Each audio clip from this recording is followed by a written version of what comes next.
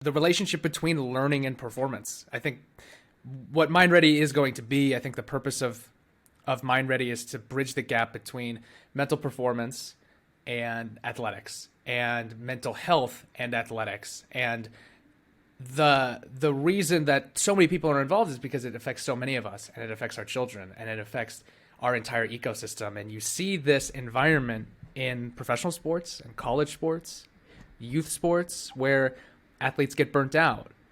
Athletes don't have the tools at their disposal to be successful.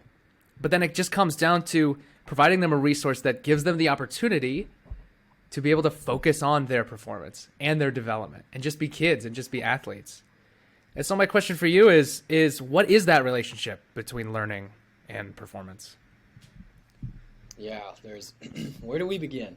I think that the first thing that comes to my mind when I think about learning and performance is this idea of like what zone you're in.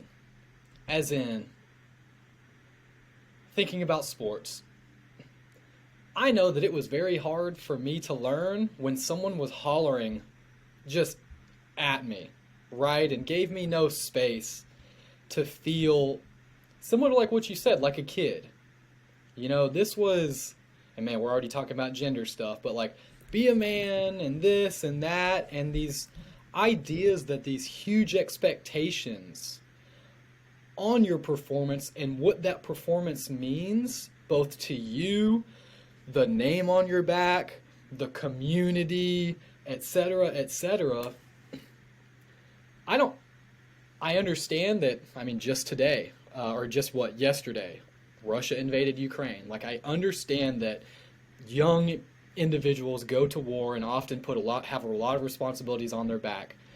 Thankfully, I've not had to experience it to that degree.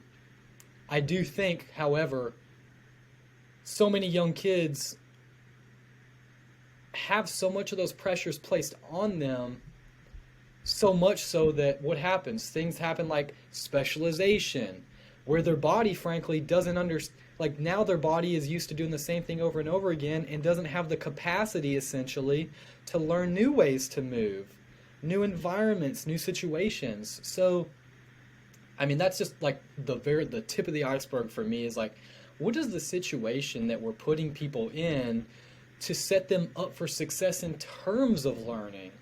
Because performance then is so much based on outcome that learning isn't an outcome. Behavior is an outcome, but you have to learn a behavior.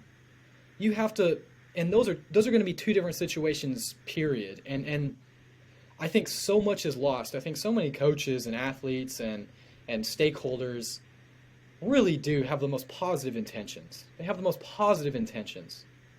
Unfortunately, for a number of reasons, I just don't think that I think that very, very few people really understand how people learn.